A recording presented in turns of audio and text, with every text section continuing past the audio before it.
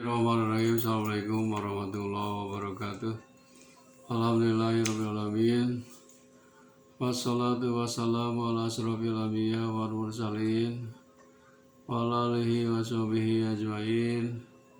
Asyhadu an la ilaha illallah wa asyhadu anna Muhammadan abduhu wa rasuluh. Allahumma shalli ala Muhammad wa ala ali Muhammad kama shallaita ala Ibrahim wa ala ali Ibrahim wa barik ala Muhammad wa ala ali Muhammad kama barakta ala Ibrahim wa ala ali Ibrahim fil alamin innaka Hamidum Majid. Ya ayyuhal hadirun ittaqullaha haqqa tuqatih wa la tamutunna illa wa antum muslimun. Qala Allah Ta'ala fil Qur'anil Karim. A'udzu billahi minasy syaithanir rajim. Bismillahirrahmanirrahim. Fawailul lil musallin alladzina hum an salatihim sahun alladzina hum yura'un wa yamna'unal ma'un. Sadaqallahul adzim. Saudara-saudaraku yang dirahmati Allah Subhanahu wa taala, syukur alhamdulillah pada saat ini kita masih diberi usia oleh Allah, diberi nikmat jasmani dan nikmat rohani, juga nikmat iman dan nikmat Islam. Mudah-mudahan kita bisa mensyukuri nikmat-nikmat Allah yang telah Allah berikan kepada kita. Amin ya Allah ya Rabbi. Salawat serta salam mudah-mudahan dilimpahkan kepada junjungan alam Habibana Nabiyina Muhammad SAW, juga kepada keluarganya, para sahabatnya, dan tidak lupa kepada kita sebagai umatnya. Amin ya Allah ya Rabbal Alamin. Saudara-saudaraku yang dirahmati Allah SWT, dalam mukadimah tadi saya bacakan ayat suci Al-Quran yang berhubungan dengan sholat. Fawailul lil musallin, maka celaka bagi orang yang sholat. Alladzina hum an sholatihim sahun, yang mana sholatnya adalah lalai. Berbicara tentang sholat 5 waktu merupakan kewajiban bagi umat Islam, tidak boleh ditinggalkan. Sebaik-baiknya sholat yang 5 waktu itu dikerjakan dengan secara berjamaah, karena pahala sholat berjamaah itu lebih utama daripada sholat sendirian. Apa keutamaan dari sholat berjamaah itu? Keutamaannya sangat banyak sekali. Rasulullah SAW bersabda, "Man dawama ala sholawatil khamsi fi jama'ati atahu Allah Ta'ala khamsa hisalin." Barang siapa yang melanggengkan mudawamah sholat yang 5 waktu itu dalam berjamaah terus menerus, maka Allah Ta'ala akan memberikan kepadanya 5 hal. Awaluha yurfa'u anhu dikul aisi. Pertama, oleh Allah akan dihindarkan dari kesulitan hidup. Jadi kalau kita ingin dibebaskan dari kesulitan hidup, maka biasakanlah kita sholat wajib berjamaah. Apalagi laki-laki melakukan sholatnya di masjid. Wa yurfa'u anhu adabul qabri. Dan yang keduanya, apabila kita terus-menerus sholat berjamaah, akan dihindarkan dari siksa kubur.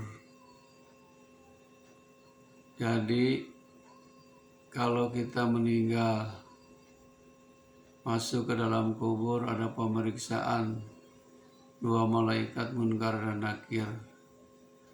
Karena kita waktu hidup di dunia sering sholat berjamaah, maka akan dihindarkan dari siksa kubur atau azab kubur. Berarti kita akan mendapat nikmat kubur.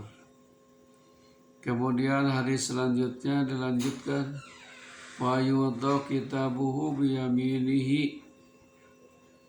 Yang ketiga, diberikan catatan amalnya dari sebelah kanan. Jadi nanti akan menerima catatan amal kita waktu dunia ini dengan tangan kanan. Tandanya orang itu bahagia, akan menjadi ahli surga. Kemudian wa yamuru ala siratikal barkil khotipi.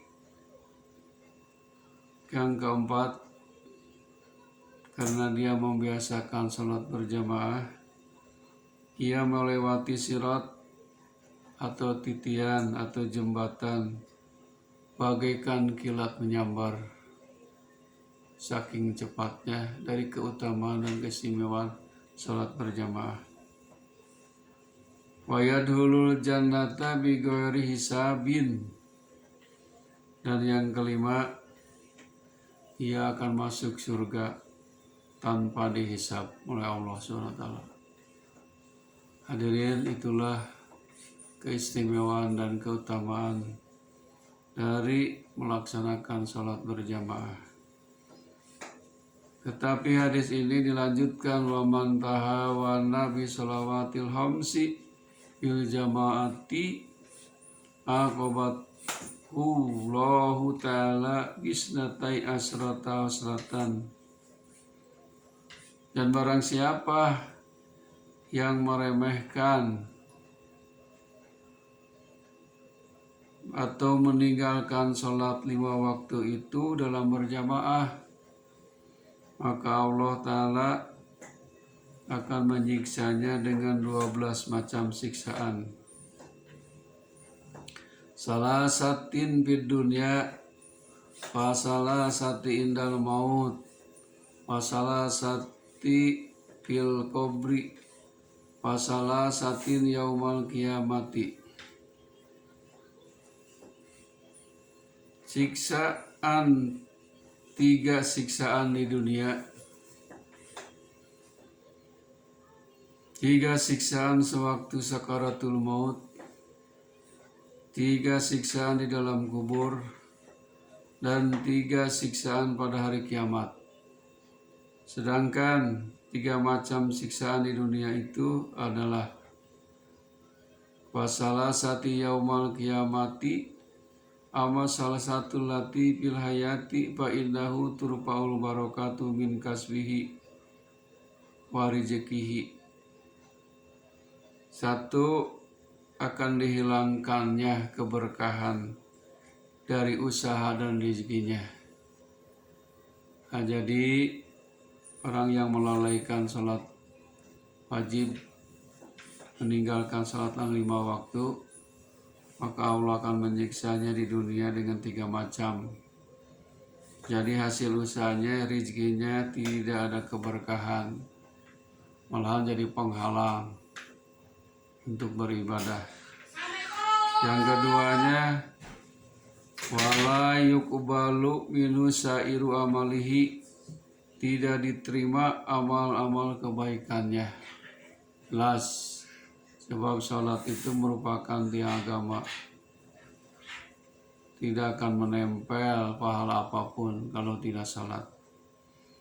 Yang ketiga,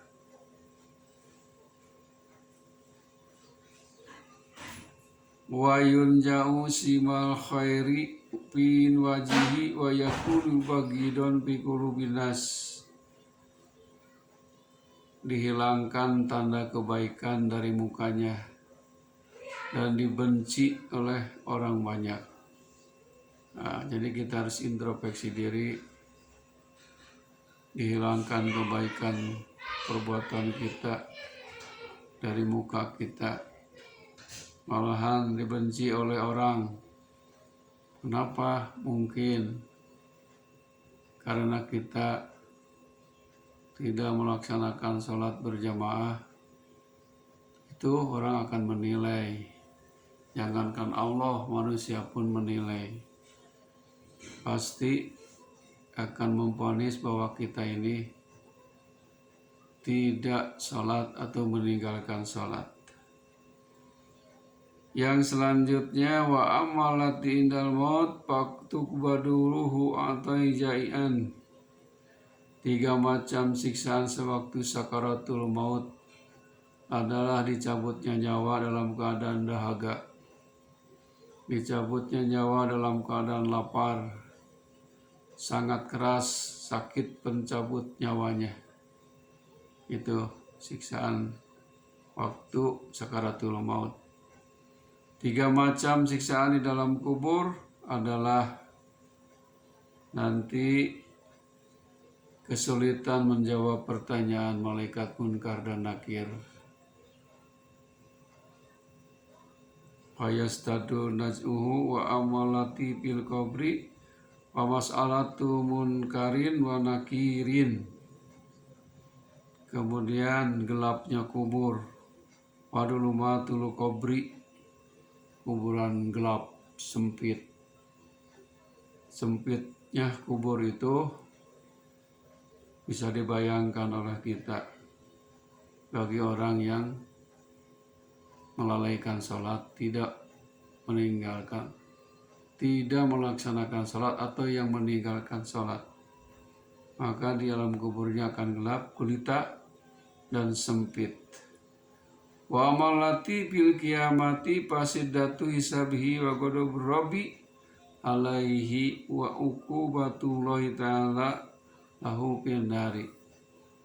3 macam siksaan pada hari kiamat adalah sulitnya hisab, perhitungan amal, di mizan, dihisab, ditimbang, disabarnya terlalu banyak, sulit lagi. Kemudian murka Allah, Allah benci kepada kita, dan siksaan Allah Ta'ala di dalam neraka. Naudzubillahi min dzalik. Hadirin rahimakumullah, itulah salah satu hadis Rasulullah SAW yang berhubungan dengan sholat 5 waktu. Di antaranya keutamaan sholat 5 waktu dilaksanakan secara berjamaah, yang mana tadi sudah sampaikan. Pertama, akan dihindarkan dari kesulitan hidup. Keduanya, akan dihindarkan dari siksa kubur. Yang ketiganya, diberikan catatan amal dari sebelah kanan. Yang keempat, melewati sirat titian bagaikan kilat yang menyambar. Yang kelima, akan masuk surga tanpa hisab. Itulah keistimewaan dan keutamaan dari sholat berjamaah. Marilah kita mulai sekarang berjamaah sholat di masjid masing-masing, karena keutamaan dan keistimewaannya buat kita juga. Mudah-mudahan satu hadis ini bermanfaat bagi kita semua, dan mudah-mudahan kita tertarik dan terdorong untuk selalu istiqomah mendirikan sholat berjamaah. Akhirul kalam, wabillahi taufiq wal hidayah. Assalamualaikum warahmatullahi wabarakatuh.